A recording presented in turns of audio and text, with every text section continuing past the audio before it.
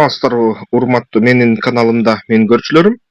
Сиздерди каналдан көргөнгө абдан кубанычтамын. Анан бүгүн Осмон империясынын тарыхын, кыскача тарыхын улантабыз. Көп комментарий берүүчүлөр мурунку чыгарылыштарда туура нерселерди жазып атат.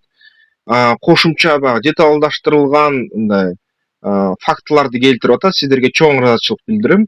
Бул албетте ушул тарыхка кызыкчылыкты көбөйтүүгө жана кошумча маалыматты бекемдөөгө, таратууга өтө жакшы жардам берет. Тарыхты ошол мен берип аткан видеону байытат.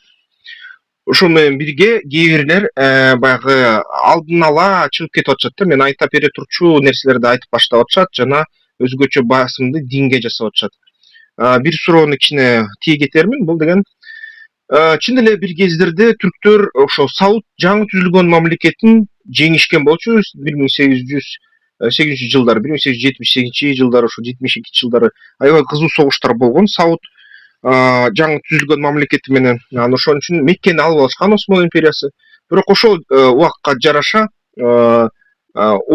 Европанын жана Орусиянын чабуулдары Осмон империясына күчөйт. Армия башка тарабына кетирилет. Анан акырындап бул жерден Британия Осмон жерлерин басып ала баштайт да. Анан ошол боюнча дагы токтолобуз. Ошондуктан Меккени жоготуп алышкан осмондуктар. Саудтар расмий түрдө армиясы кирип Меккени басып алган да. Ошентип анан Сауд Арабия бүгүнкү күнү ушул үстөмдүк кылат Меккеге. Жана негизи ошо осмондор ал жерлерди жоготуп алган болот, башка территориялар менен кошо. Эми ага чейин азыр жетербиз. Осмон империясынын кандай салыктар болгон, ошону бир карай чыгалы. Осмон империясында салык системасы татаал болгон, мамлекеттик социалдык экономикалык түзүлүшүн чагылдырылган. Ал түз жана кыйыр салыктарды камтыган. Алардын мусулмандар жана мусулман эместер, христиандар жана еврейлер ар кайсы салык көлөмүн төлөшчү. Салык системасы ислам мыйзамдарына, шариаттага негизделген, бирок императордук администрация жана армияны колдоо үчүн светтик салыктарды камтыган. Ошондой нерселер да болгон да. Негизги салыктары мусулман калкына алынчу салыктар. Бул жерде алсак, бул жерден зекет алынчы, маңызы шарият белгилеген диний салык мусулмандардын кирешесин же мүлкүнүн 2,5%-ын түзгөн. Бул каражаттар жакырларга, жетимдерге жана колундарга жокторго жардам катары жумшалган. Төлөөчүлөр мусулмандар гана төлөгөн ушул зекетти. Зекеттен кийин ушур деген болчу. Ушур бул маңызы айыл чарба продукцияны салык катары мусулмандардын түшүмүнөн 1/10 бөлүгүн алышчу, мусулмандар төлөшчү. Колдонмо салык армияны колдоого, инфраструктура курууга жана мамлекеттик чыгымдарга каржылоого жумшалган. 10% түзгөн да. Анан мусулман эместерден кандай салыктар жыйналчу? Мусулман эместерден джизия алынчу. Маңызы мусулман эместерде христиандарга жана еврейлерге өздөрүнүн динин сактоо жана укугун коргоо үчүн салык, мусулман эместерге аскердик кызматтан бошотулган. Мисалы үчүн салыктын суммасы ар кандай болгон, социалдык абалына жараша болот. Байыраак, мисалы үчүн адамдар 90-80%га чейин төлөшкөн. Кедейлер ошол кирешесинин жарымына чейин төлөшкөн. Карылар, балдар жана аялдар ушул салыктан бошотулушкан. Бул каражаттар армия жана мамлекеттик аппаратты кармап турууга жумшалган. Мисалы үчүн еврейлерден Осмон империясы 90-80% джизия алчу дайыма. Жана анын ичинде дагы хараш деген дагы салык болчу. Маңызы жерди иштеткен мусулмандар эместерге жер салыгы түзгөн. Анын көлөмү түшүмдүгү 20-50%-ын түзчү. Анан ушур менен айырмасы мусулмандар азыраак салык ушур төлөчү 10%. Ал эми мусулман эместер көбүрөөк салык хараш төлөшкөн, 50%га чейин жеткен да хараш. Ошон үчүн эгерде еврейлер жер иштетсе дагы андан 90%га чейин, 90%дан ашып кетчү да алар төлөгөн салыктар мисалы үчүн.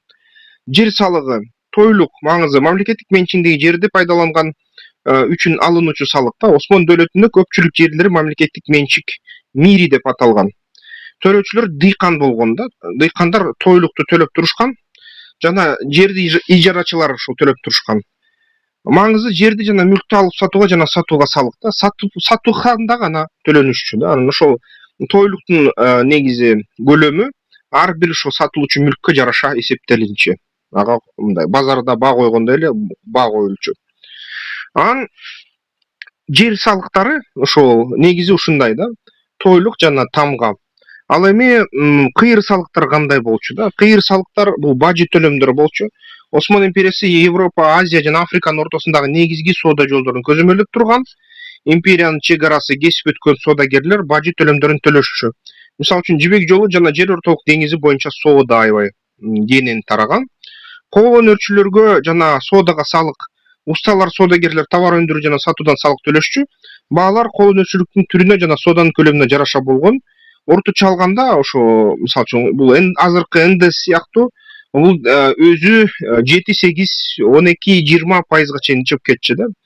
Ал эми баягы соодага боло турган салык бул деген өтүп бараткан кербендерге 10%дан 20-25%на чейин жетчү деп айтылат да кээ бир учурларда. Анан негизи кол өнөрчүлөргө жана соодаларга салык, усталарга, соодагерлерге товар өндүрүү жана сатуудан салык төлөшчү. Анан монополиялар болчу да, мамлекеттик айрым товарларга мисалы түз же тамекиге монополия киргизип, казынага киреше алып келишкен. Мисалы үчүн мамлекет Осман империясында тамекини мамлекеттик гана ишканалар иштеткен. Анан атайын салыктар да болгон. Мисалы үчүн девширме деген маңызы калын салыгы же христиандык үй бүлөлөрдөн чыккан эркек балдары жаңы сары же болбосо янычарларга же жаңы черикке корпусуна кызмат кылууга мажбурлашкан да. Жаңы чериктер, янычарлар көп учурда ошо христиандардан алынган. Анан кайсы мезгилде бул салык негизи империянын алгачкы дооруна мүнөздүү болгон, 17-кылымда токтотулган. Жалаң анан мусулмандардан янычарларды жасап башташкан да. Анан кандай таасир эткен? Бул балдар окуп ислам динин кабыл алып, аскер кызматчысы жана мамлекеттик кызматкер болушкан жаш христиандар балдарын алып туруп, мусулманчылыкка индоктринация деп коет да, латын сөзү бул деген. Толук киргизип, мамлекеттик сүйүүгө толук киргизип, анык патриот кылып салышкан да. Бул балдар анан ошо кызматты өтүп бүткөндөн кийин үй бүлөсүнө келгенде, үй бүлөсүнө бөлөк адамдарга караганда карап калчу жана мен түркмүн, мен деген ошо Осман империясына кызмат кылам деп айтып калышчу да. Толугу менен мээ бурулуп калчу. Анан убактылуу да салыктар болгон. Мисалы үчүн согуштарда же кризис учурунда аскердик жана коргонуу чыгымдарын жабуу үчүн убактылуу кошумча салыктар киргизилген. Ошол кезде баягы салыкты бүт элден жапырт алышкан да. Анан дагы илтизам деген дыйканчылык системалык салыктары болгон. Кээ бир учурларда салыктар системасы аркылуу алынган. Илтизам салыктарды алуу укугу жеке адамдарга, фермерлерге белгиленген суммага өткөндө дыйкандар калктан салыктарды көп учурда расмий көрсөткүчтөрдөн жогору алышы мүмкүн болгондо, ошо негизи салык алынганда кээ бир учурда наразычылык акцияларды мындай коррупцияны жараткан да, коррупцияга жараткан. Ушул жерден валийлер аябай көп коррупция кылган. Ушул илтизамды өзүлөрү каалагандай койчу, кээ бир учурда ашырып койчу. Акыркы дыйкандардын баягы өндүргөн продукциясын же топтогон акчасын алып кетчү. Ошол жерден анан валийлерге каршы жерлерде ушундай көтөрүлүштөр болуп кетчү да, ушул илтизам системасынын натыйжасында. Анан ар бир баягы жайгашкан жерге жараша салыктар да болгон. Мисалы үчүн ушу салык ставкалары ар кандай ар кайсы региондо болушу мүмкүн болчу. Ар бир валийге, губернаторго же болбосо жергиликтүү бийге жараша өзүнүн ставкасы болчу. Мисалы үчүн айыл чарба аймактарында жер салыгы үстөмдүк кылса, соода борборлоруна негизги киреше бажы жана соода салыктары түшкөн. Мал чарбачылыкка мисалы үчүн салыктар бошотулган болчу да. Ушундай нерселер болчу. Ошондой Осман империясынын салык системасы көп улуттуу жана көп конфессионалдуу империянын башкаруунун маанилүү куралы болгон. Мамлекетте олуттуу кирешүү алып келгени менен убактынын өтүшү менен бул система коррупция, салык жүгүн жогорулатуу жана экономикалык өзгөрүшүнө ылайыкташтыра албагандыктан натыйжасыз болуп калган. Бул социалдык чыңалууга жана империя кулашына шарт түзгөн. Негизи осмондор кайсы жол аркылуу акча тапчу? Ушуну бир карасак, экономикасын карасак, Осман империясынын экономикасы агрардык системага, соода сатыкка, кол өнөрчүлүккө жана салыкка негизделген болчу. Бир нече кылымдар бою чыгыш менен батыштын ортосундагы негизги соода жолдорун көзөмөлдөп, басып алып, анын өз убагында эң бай державалардын бирине айланган. Бирок убакыттын өтүшү менен анын экономикалык системасы олуттуу кыйынчылыктарга дуушар болду. Негизи ошол экономиканын негизги курамдарын алсак, ошол Осман империясында айыл чарбачылык болгон. Экономиканын негизи калктын басымдуу бөлүгү дыйканчылык менен алектенген. Анткени тамак бул эң биринчи орунда, эң биринчи маселе болгон.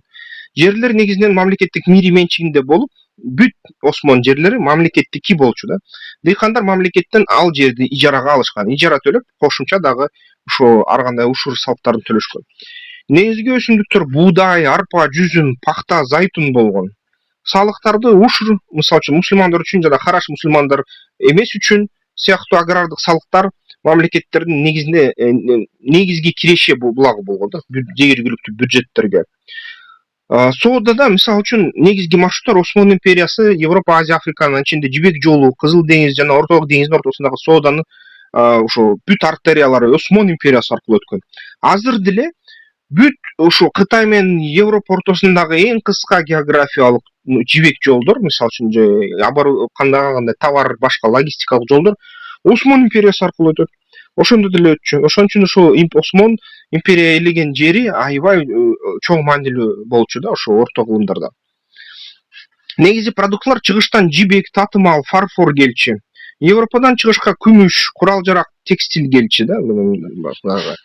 Мындай сукно сыяктуу. Ата мекендик товарларда дан, шарап, текстиль, жез чыкчу да Түркиянын ошо Осман империясынын ичинен. Соода шаарлары Истанбул, Алеппо, Кайыр жана Смирна, Измир негизги соода борборлору болгон да. Кол өнөрчүлүк, текстиль өндүрүш, керамика, курал жарак, булгары өндүрүш өнүккөн Осман империясында. Бул кол өнөрчүлүк шаарларда топтолгон жана аркылуу ошо мамлекет аркылуу көзөмөлгө алынган цех системасы үшкүрүк деп аталган да. Анан салыктар мамлекет айыл чарба тармагынан соодадан, көп өнөрчүлүктөрдөн жана импорт экспорттордон ошо салыктарды алып туруп, ал салыктар негизи мамлекеттик бюджетти түзгөн дагы. Анан илтизам дагы негизги мамлекеттин казынасын толтурган. Осмондордо өнүккөн банк системасы болгон эмес. Ошо банк иш аракеттерине 3% мусулман өлкөлөрүндө тыюу салынган, Осман империясы да андан артта калган эмес. Анан албетте системасы экономикада негизи акча бирдик катары алтын, күмүш жана жез тыйындары колдонулган. Ошого негизделген. Финансылык кризистер көбүнчө монетанын арзандашы, инфляция менен байланышкан да. Анткени мисалы үчүн Испания Американы ачып, түштүк Американы колго алып, көп алтын алып келгенде, Осман империясында алтындын баасы ылдыйлап түшүп кеткен. Кууну түшүп кеткен, реалдыктан. Анан ошонун менен аркасы менен ошо Осман империясында кризис катуу болгон да, кымбатчылык аябай тез өнүгүп кеткен.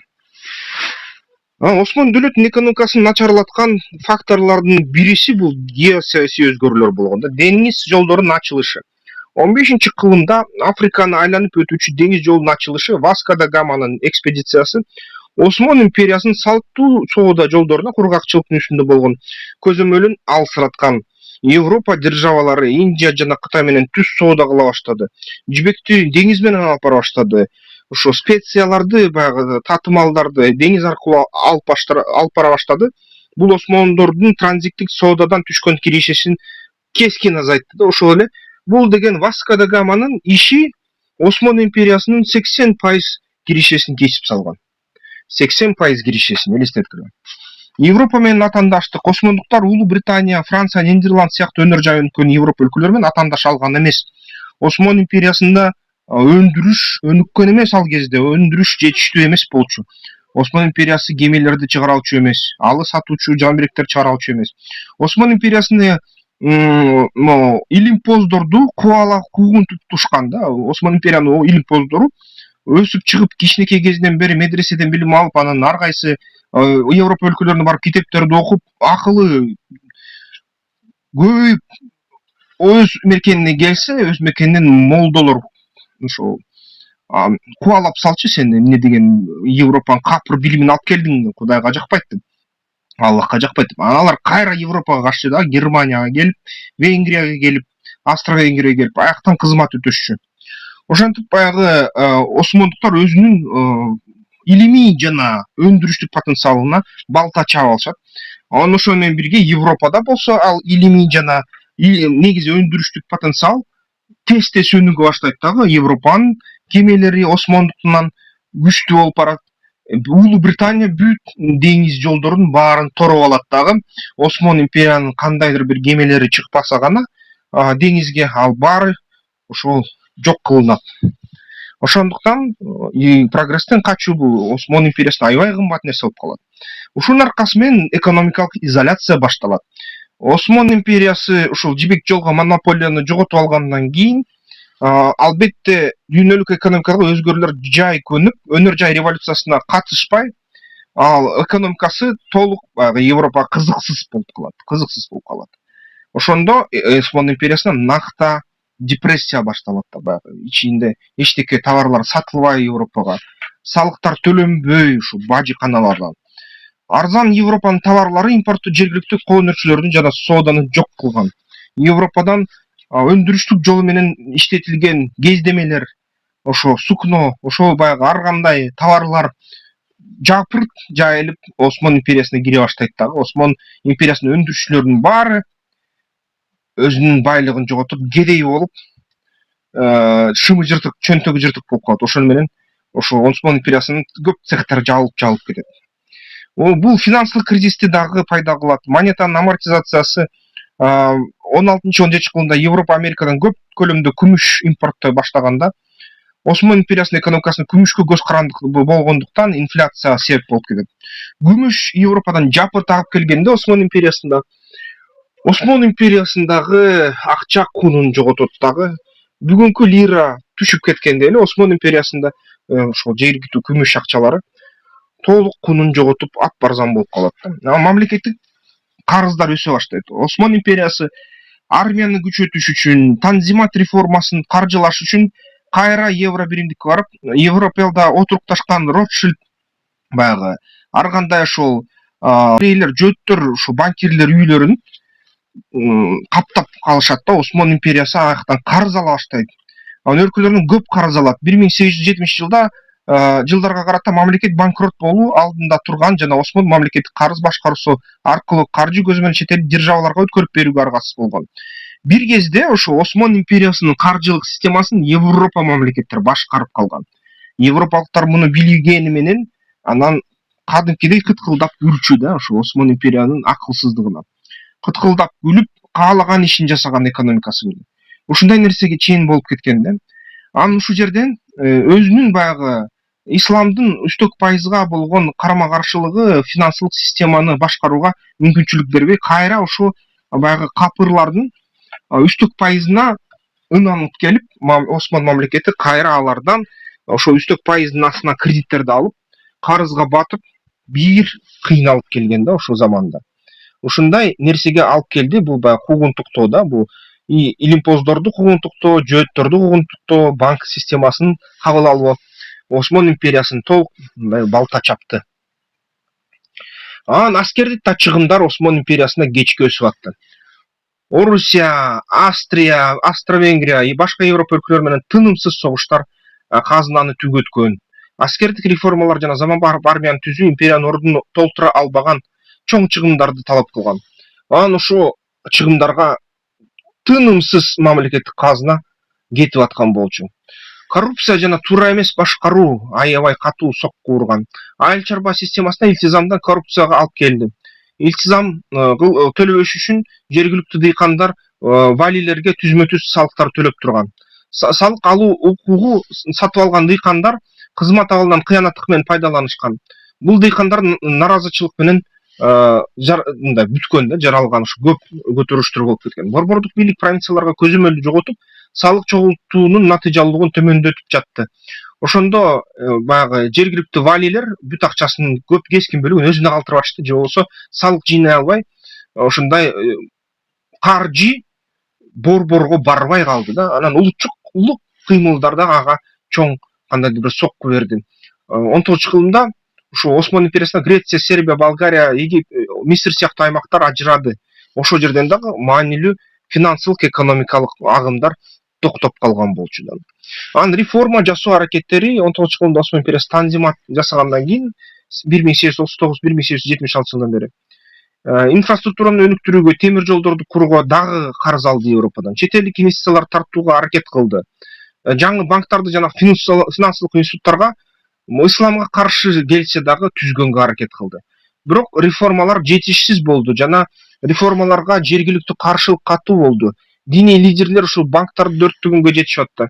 Ар кайсы ушу жаңы алып келинген Европадан жаңылыктарга каршы чыгып атты. Ушул нерсе кайра ушул толук кандуу ишке ашпай калган да Осман империясында. Анан негизи ушул агрардык соода системасы негизинен Осман империясы экономикалык ачкы кылымдарга ийгиликтүү болгон, бирок дүйнөлүк экономикада өзгөрүү болуп кеткен да, Васко да Гама жолдорду тапканда, Британия империясы өнүгүп, Осман империясын блокадага алганда, технологиялык жетишкендикке даяр эмес болчу. Ички дагы каршылыктар, пайда болгон геосий өзгөрүүлөр, инфляция, коррупция, аскердик чыгымдар, тынымсыз согуштар, аймактардан ажырап калууга ошо алып келди дагы. Реформалар жакшы жыйынтык алып келбей, бүт акча экономикасы кыйрай баштады Осман империясынын. Эми жакынкы чыгышты карайлы да. Бул жерде негизги себептер эмне болуп саналат? Ички себептерди алсак, мисалы үчүн, эмне үчүн жоготту? 19-кылымда Осман империясы борбордук бийлиги алысырап, жакынкы чыгыштагы Мисир, Ирак жана Араб жарым аралы сыяктуу провинциялар автономияга умтула баштады. Осман империясы каганаты аларга автономия бере баштады да, анткени жергиликтүү мындай кандайдыр бир саясий күчтөрдүн басымы күчөй баштады. Валилер, губернаторлор жана жергиликтүү лидерлер иш жүзүндө өз алдынча болуп, Стамбулга эч кандай мындай отчет беришкен жок, эмне болуп жатканын маалымат берген жок. Ошондуктан борбордук бийлик жакынкы чыгышта эмне болуп жатканы жөнүндө толук маалымат албай жатты. Бул нерсе өз ордундагы, өз убагындагы кабыл алынчу чечимдерди кечиктирди. Социалдык жана экономикалык стагнация башкарганда Осман башкаруусу архаикалык экономикалык жана социалдык түзүлүштөргө сактап калгандыктан жакынкы чыгыштарда аймактарда модернизация болгон жок. Андан көрө Европа өлкөнүн өкүлдөрү, инвесторлор келип, ал араб өлкөлөрүндө акырындап модернизация кылып баштаганын арабтар байкап, Осман империясынын кармагынан чыкканга аракет кыла баштаган. Жогорку салыктар жана коррупциялык башкаруу системасы жергиликтүү калктын нааразычылыгын күчөтө берген. Дин дагы фактордо өзүнүн ролун ойногон. Осман империясы ислам мамлекети болгонуна карабастан, араб калкынын бир бөлүгү Осман бийлигин жат жана зулум катары көрүшкөн. Арабтар түрктөрдүн мусулманчылыкка болгон басымына чыдаган жок. Мусулмандар өз ичара мындай кандайдыр бөлүнүп баштаган. Арабтар ушул биз деген түзмө түз Кудайдын адамдарыбыз. Түрктөр бизге үстөмдүк кылбайт. Түрктөр булар монголдор, булар келгиндер, булар баскынчылар. Буларга каршы согушуш керек. Булардан биз деген эркиндикти, көз карансыздыкты алышыбыз керек деп аябай көп ушундай сөздөр айтылып атышты. Ушундай даваттар мечиттерде айтылып атышты. Осмондор бул душман, бул зулум, бул жат бийлик, бул бизге жакын эмес, бул түрктөр бизге үстөмдүк кылбашы керек.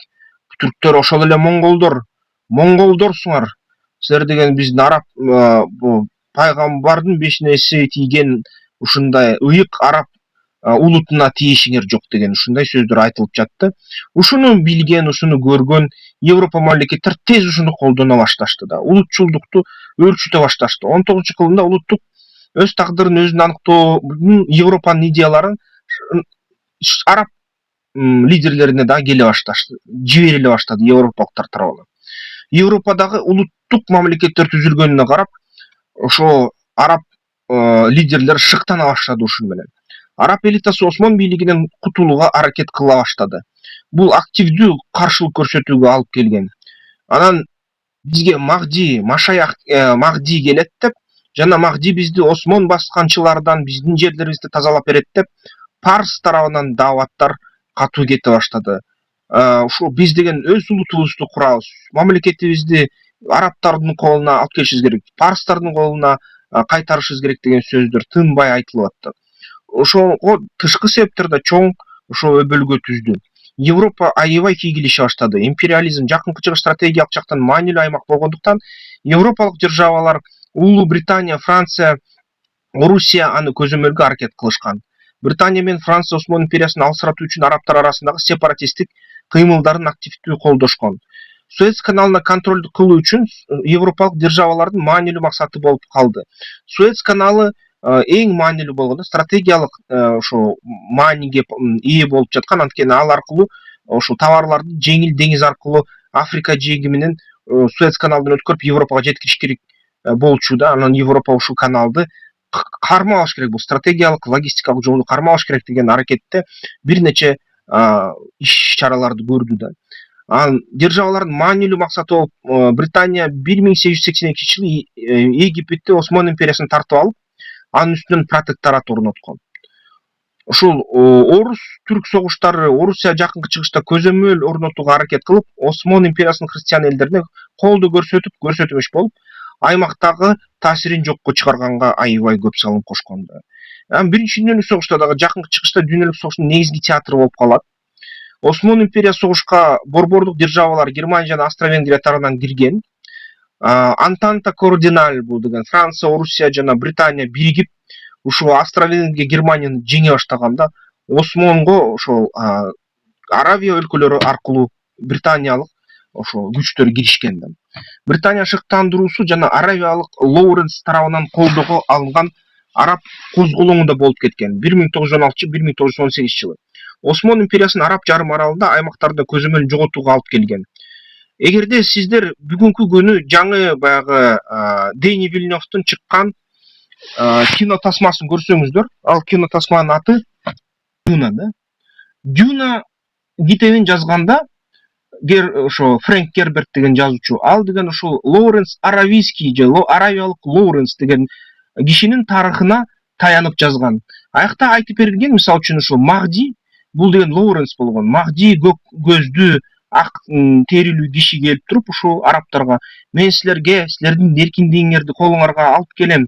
Мени Кудай тандаган, мен Махдимин деп чыгып, арабтарды бириктирип, британиялык киши, британиялык, европалык киши арабтарды бириктирип, мен Махдимин, мен силерге ушу жихад алып келем, мен жихад Осман империясына каршы жихад кылабыз, биз аларды жеңебиз деп, аябай арабтарды шыктандырып, Британиядан куралды алып келип, аларды машыктырып, күндө машыктырып, бир кездерде Осман империянын мисалы үчүн ошо аскерлери аны кармал туткунда жүрүп, ошол туткундагы Лоуренс жазылган китептеринде эстөөлөрүндө ушул түрктөр мени зордуктады, түрктөр бача базиге жакын экен деген нерселерди да жазды да көп. Бул кара пиар болсо керек деп ойлойм, бирок кандай болсо да, бул деген кайра ошол туткундан чыгып арабтарга келип, мен деген силерди эркиндикке алып келем, мен силерди эркиндикке алып барам, келгиле арабтар, бириккиле, бүт уурулар бириккиле, бедуиндер бириккиле, мисирликтер бириккиле, биз деген ушул осмондорду жок кылабыз деп, Осман империясынын желдеттерин кырышты. Булар чоң көтөрүлүш жасап туруп, осмондорду кырып бүт администрациясын кубалап, Сауд Аравиясында Сауд ортогонда түзүлгөн 8-жылдары түзүлгөн жаңы мамлекеттин башчылары, алар деген ушул акыр Меккени бошотушту дагы. Меккени бошоткондон кийин Мисирди бошотушуп, ушул Лоуренстин аркасы менен тынбай Осман империясын бүт тараптан кубалай баштады.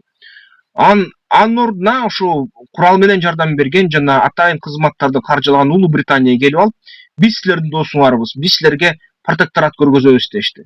Британия жок, силер бизге кереги жоксуңар, силер бизге керегиңер жок, биз деген силерди кубалайбыз деген арабтарды жогорку технологиядагы пулеметтор менен, максимдер, линейдик тактика, пехота менен атып, өлтүрүп, кырып, миңдегендейди кырып, британиялыктар өзүнүн күчүн көрсөтүп койду. Күчүн көрсөткөндө Британия аскерлери Палестина, Иракты, Сирияны басып алышкандагы 2-дүйнөлүк согушка чейин ушул жерлерди, Осман империясынын ушул жерлерин басып келишкен. Ошондуктан британиялыктар бул жерден биз өзүбүздүн позицияларыбызды жоготпошубуз керек деп, кийин ушул 45-жылдары колониялар таштап кетип атканда Уинстон Черчилль ушул жерге жөөттөрдүн борбору болсун деп, ошо Бальфур декларациясына макулдугун берип, Израилди түзүп салган. Ушундай, тарых ушундай, бул баары Осмондун жери болуп басып алынган болчу. Бирок арабтарды Лоуренс Аравийский британиялыктар ушундай баягы диний нерселерди колдонуп, Машаях Махди менмин деп, ушул Лоуренс Аравийский арабтарды көтөргөн согушка. Көтөрүп туруп, чын эле Осмонду кубалаганга жардам берген, бирок британиялык бийликти орнотконго да мындай чоң негиз түзүп кеткен. Негизги аймактарды кантип жоготкон? Мысырды, мисалы үчүн, 1805-жылы Мухаммед Али Египетке бийликти басып алып, иш жүзүндө көз карансыздык процессин баштаган. 1882 жылга чейин Египет же Мисир Осмон менен номиналдуу байланышын сактап, Британиялык протектораты болуп калган. Араб жарым аралын алсак, 1920 кылымда Араб жарым аралындагы урлар Осмон бийлигине каршы күрөшө баштаган. 1902 жылы Ибн Сауд, көз карансыз Сауд Аравия королдугун түзүүгө алып келген кампаниясын баштаган. Аны кылып туруп, ошо Сауд Аравияда Меккени, Мединени алып алып, ошо Бириккен Араб Эмираттары түзүлө баштаган ошол кездерде Саудтар өзүнүн бийлигин Араб жарым аралына толук орноткон.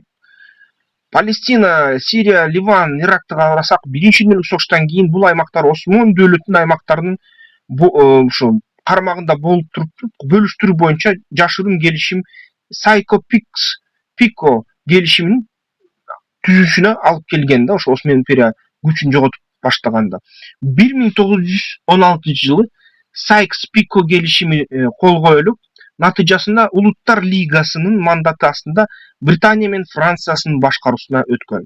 Ушул жерде 120га жакын мамлекет биригип алып, Европалык мамлекет басымдуу ушул жерде эгерде санын карасак, дүйнөлүк буунун Бириккен Улуттар уюмунун ошо алгачкы алдын алкы атасын тегин түзгөн уюмду уюштуруп, ошо Улуттар Лигасы. Ал ушул жалпы добуштар менен дүйнө жүзүнүн укугун жана түзүмүн өзгөртө баштаган. Дал ошол маалда Сайкс-Пико келишиминин натыйжасында Осман империясынын мамлекеттерин, Европа мамлекеттеринин державаларын кармагына өткөргөн ушундай иш-аракеттер болду. Акыркы чечимдер менен булар толук Осман империясынын жакынкы чыгыштан жерлерин алып алышкан. Биринчи дүйнөлүк согуштун ролу кандай болду да негизи ошол нерседе? Осман империясы биринчи дүйнөлүк согушта жеңилип, ага ылайык Севр келишими 1920 жылы анан жакынкы чыгыштагы ээликтерди Европа державаларынын ортосуна бөлүүгө алып келген. Улуу Британия Палестина, Иордания, Ирактын мандатын алган. Франция Сирия менен Ливанга мандат алган. Осман империя акыркы жакынкы чыгыштагы көзөмөлүн ажырап, 1923 жылы Мустафа Кемаль Ататүрктүн жетекчилигинде түзүлгөн Түркия Республикасы бул аймактарга болгон дооматтардан баш тартып койгон. Ошондой Осман, мисалы үчүн Түркия Республикасында ошо Ататүрк ушуну кылышкан. Албетте бүгүн мисалы үчүн Ататүрктү еврей дешет көбү. Жарым аралаш еврей, бирок ал эч качан иудаизмди карманган эмес, ал атеист болгон дейт.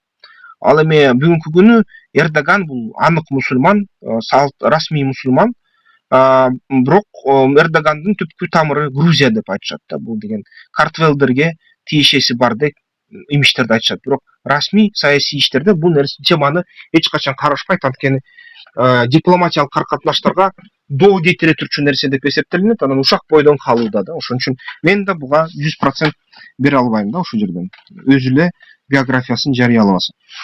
Жакынкы чыгыш европалык державалардын көзөмөлүнө өтүп, бул аймактагы көптөгөн заманбап чыр-чатактар үчүн негиз болуп кеткен. Корутундуу да, мисалы үчүн ошо жакынкы чыгыштын Осман империясына утулуп калышына ички көйгөйлөр, улутчулдук күрөш, тышкы басым жана биринчи дүйнөлүк согуш ушул алып келген да. Жакынкы чыгышты жоготуу негизи чоң сокку болгон Осман империясына. Жакынкы чыгышты жоготуудан кийин Осман империясы өтө катуу кыскарып кеткен. Эгерде Мустафа Кемаль Ататүрк ушул жерден кандайдыр бир айш-аракеттерди кылбаса, анда толугу менен утулуп Түркиянын 30% территориясы калып калмак бүгүнкү күнү. Осман империясынын түзүлүшүнө кыргыздар кандай роль ойногон? Ушуну бир карайлы. Осмондор кыргыздар сыяктуу эле тамыры Борбор Азияда жаткан чоң түрк дүйнөсүнөн чыккан. Осмон түрктөрү өгүз түрктөрүнө, кыргыздар эне сайга жана кыргыз түрктөрүнө кирет. Түзмө-түз. Айырмачылыктарга карабастан алар жалпы маданий, тилдик жана диний байланыштарын сакташкан. Осмон Гази жана анын балдары исламдашып башташканда ошол кезде эле калпак кийип жүрүшчү да. Калпакты сактап жүрүшчү. Жалпы түрк мурастары көчмөндөрдүн уюшкандык, аскердик тактика жана коомдук түзүлүш салттарынын жайылышына өбөлгө түзүп, кийин Осман мамлекетинин түзүлүшүнүн алгачкы этаптарына таасир тийгизген. Канат кулагандан кийин жана андан кийинки 13 кылымда монгол жортулуу сыяктуу жортулуулардан кийин кыргыздар дагы башка түрк элдери сыяктуу эле батышты көздөө ири көчөлөргө катышкан. Бул көчөлөр жаңы түрк мамлекеттеринин, анын ичинде Осмон дөөлөтүнүн мурунку мамлекеттерине айланган Селжук империясына түзүлүшүнө шарт түзгөн. Кыргыздар негизи Орто Азиядан калганы менен алардын маданий жана аскердик салттары жалпы түрк байланыштар менен аркылуу таралган.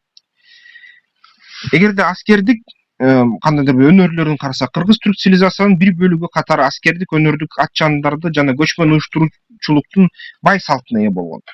Бул салттар оғуздарды жана башка түрк башкаруучуларын, анын ичинде Осмон империясына негиздөөчүлөрүн шыктандырган. Түрк элдери, анын ичинде кыргыздар иштеп чыккан аскердик тактика жана стратегиялар Осмон империясынын өз армиясын куруудагы мурасына айланган. Маданий жана диний таасирин алсак, 9-10 кылымда түрк элдери, анын ичинде кыргыздар тарабынан кабыл алынган ислам түрктөрдү бириктирүүчү маанилүү фактор болуп калды.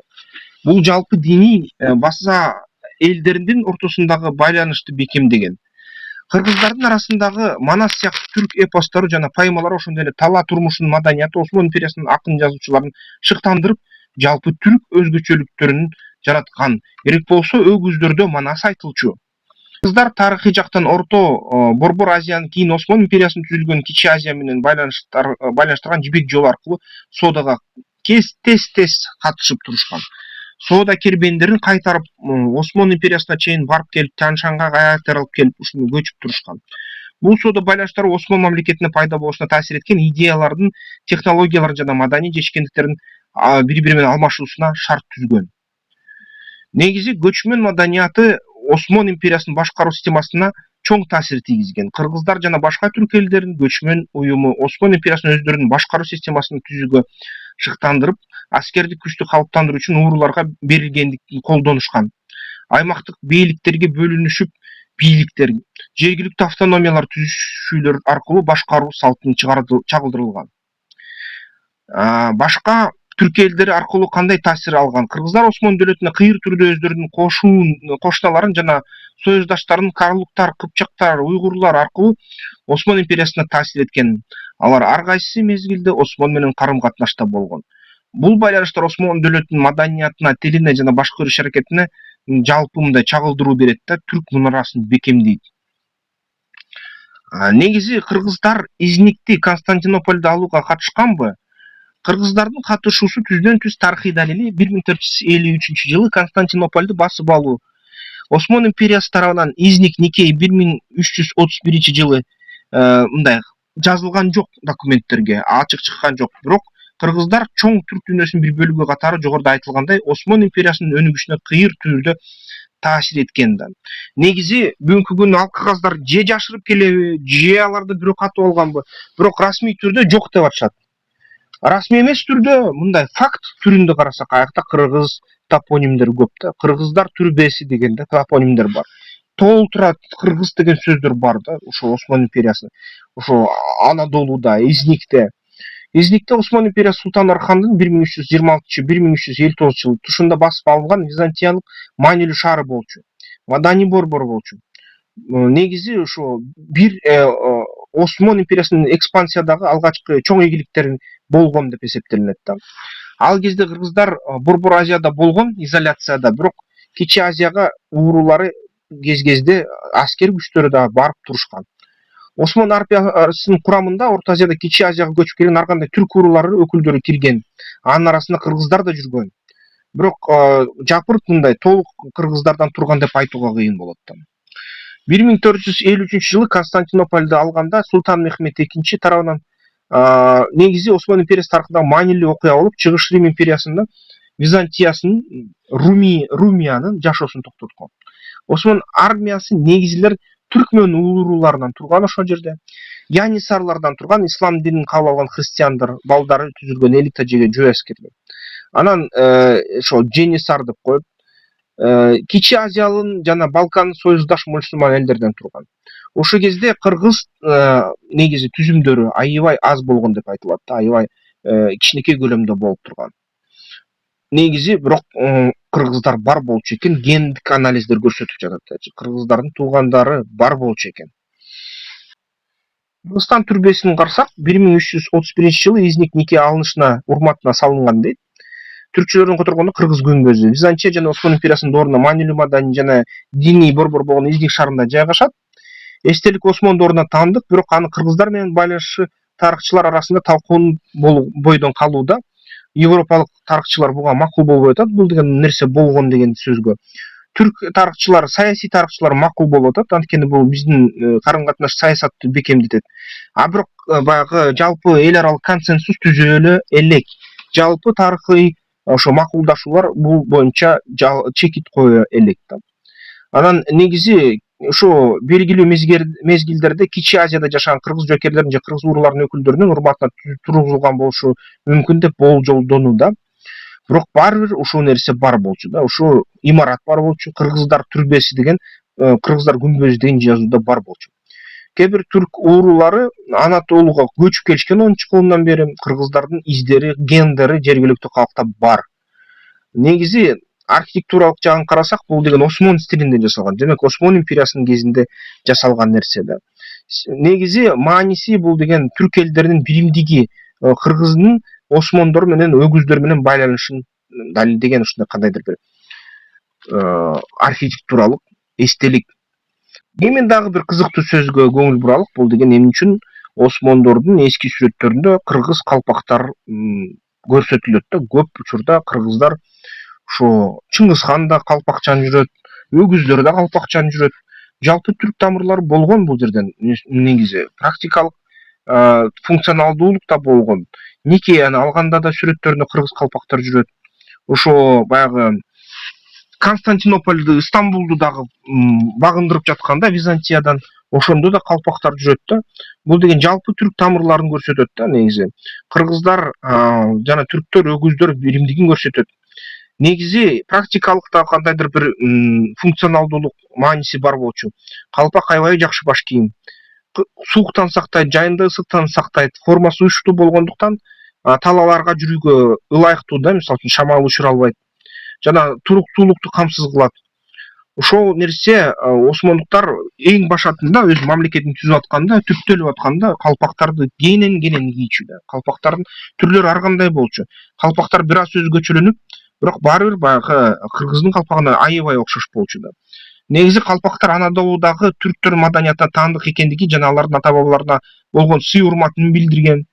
Осмон империясынын алгачкы доорунда калпактарды колдонуп, Осмон түрктектери менен байланыш баса белгиленген да. Ошол калпакты кийип атамбы, демек мен Осмонмун деген сөз болчу да. Миграциянын да таасири болгон, кыргыздар барып келип турган, кыргыздар баш кийимдери менен барып келип тургандыктан, албетте баягы ушул өгүздөр бизде ошол тараптан келдик элек, биздин баш кийим деп эсептечү.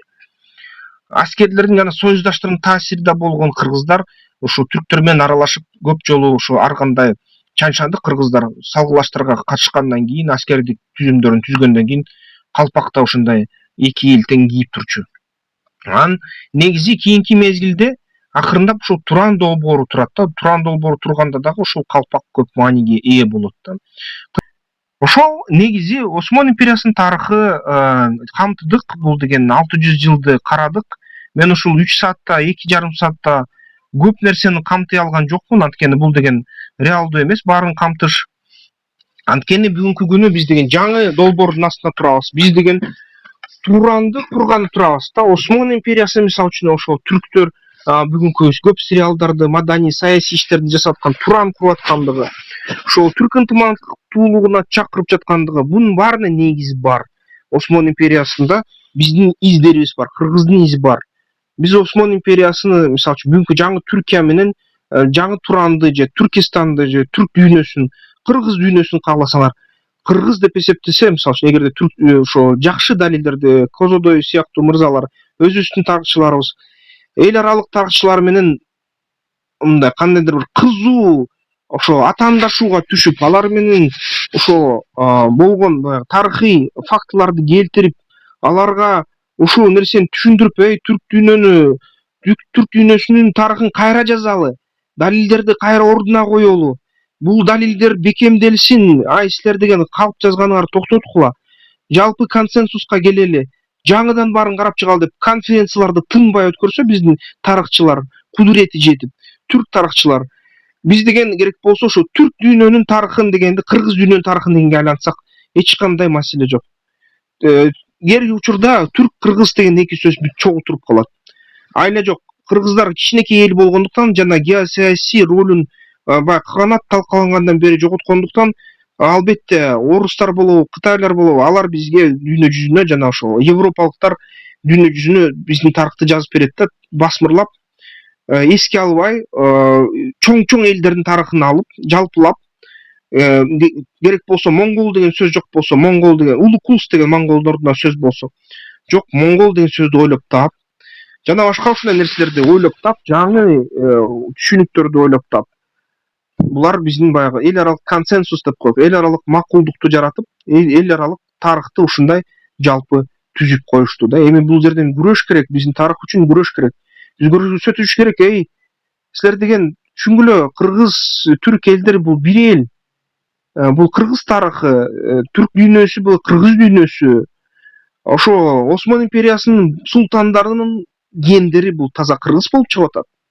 селжуктардын гендери таза кыргыз болуп чыгып атат казак деген эл таза жарымы таза кыргыз болуп чыгып атат монголдордун түпкү тамыры кыргыздан чыгып атат ушул нерсенин баарын далилдеп түзүп коюп ошо тарыхты бекемдеп тарыхты жалпы ошо түрк тилдүү кыргыз тилдүү кыпчак тилдүү мамлекеттердин тарыхы катары бир дарак кылып тартсак бир дарак кылып орнотсок ага көптөгөн далилдерди бекемдесек эл аралык конференцияларда ынандырсак ошо окумуштууларды атактуу азыркы тарыхый окумуштуулардын баягы эң сыйлууларын ошондо биз өзүбүздүн тарыхыбызды бизге кайтарабыз дагы анан бир сүрөт тартылып калат бул сүрөт бул Евразиянын жалпы сүрөтү түрк элдеринин жалпы сүрөтү бул жерде жарым миллиард калктын изи турат жарым миллиард калктын тарыхы турат эгерде ушул калк бири бири менен согушпай ынтымакта болуп башкалар менен согушпай кырылбаса ушул калктын саны бүгүн 4 миллиарддын тегереги болуп калмак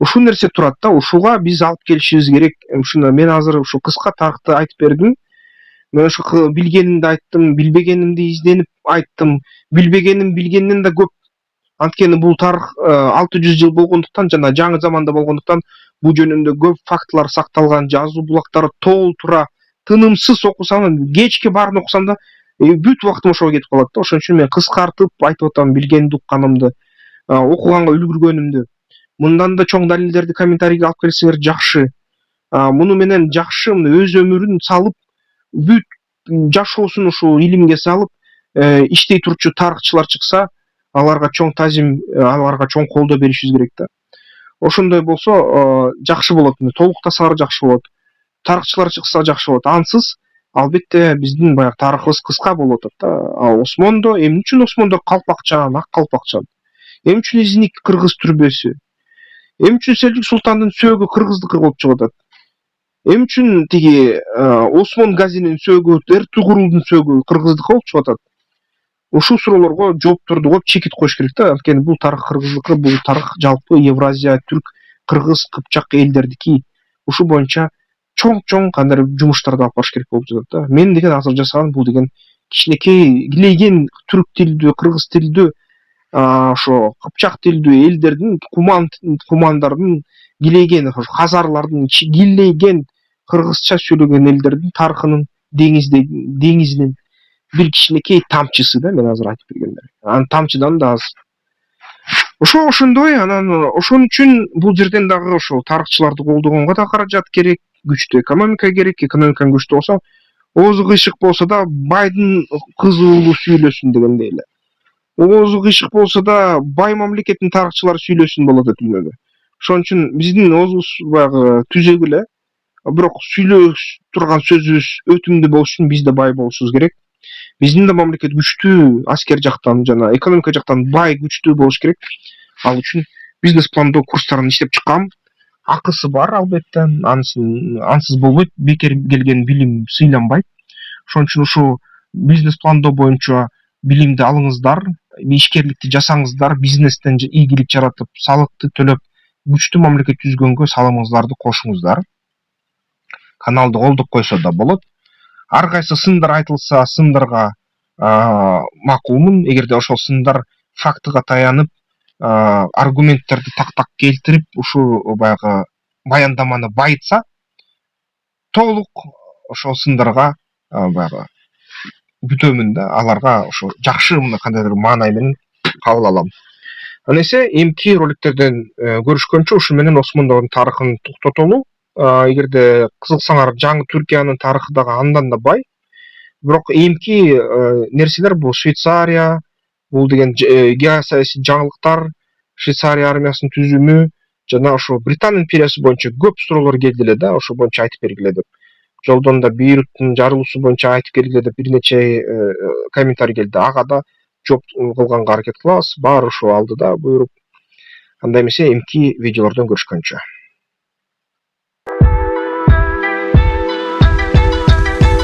Тактикалык федерациясына мүчөлүккө киргиле, страйкбол ойногула, ден соолукка жакшы.